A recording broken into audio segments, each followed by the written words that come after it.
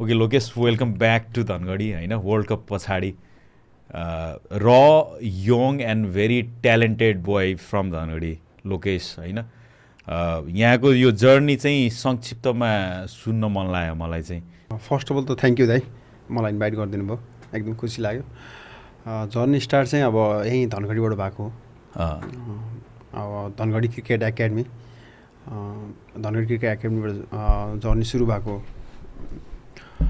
Journey पनि यसरी सुरुवात भएको थियो कि अब घरमा प्यारेन्ट्सहरू चाहिँ अब खुसी थिएनन् म क्रिकेट खेल्छु भन्दाखेरि।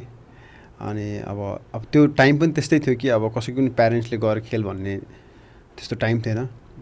So I decided to play cricket होइन।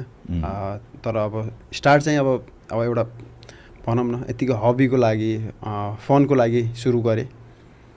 त्यसपछि चाहिँ अब त्यही एसपिए कप हुन्थ्यो, त्यो कप हेर्न जाँदाखेरि चाहिँ अब झनै इन्ट्रेस्टिङ लाग्यो गेम।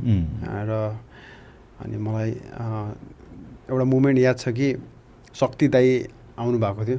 अनि शक्ति दाईको चाहिँ एकदमै नाम धेरै थियो कि, शक्ति दाई पारस दाईहरूको। अनि शक्ति दाईलाई चाहिँ हेर्न चाहिँ मान्छेहरू एकदमै धेरै हुनुहुन्थ्यो कि।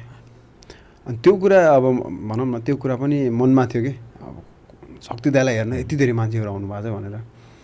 अनि त्यसपछि चाहिँ मैले अब डिसाइड गरेँ कि म पनि क्रिकेट खेल्छु, मलाई पनि भोलि पर्सि यस्तो मान्छेहरूले यस्तो गर्छ भनेर त्यो बेलादेखि अब सुरु चाहिँ गरेँ। अब धनगढी क्रिकेट एकाडेमी जोइन गरेँ। अनि सँगसँगै अब क्रिकेट खेल्न पाइन्छ भनेर एसपी कलेज पनि जोइन गरेँ। अब त्यसरी सुरु भएको थियो दाइ जर्नी त। अब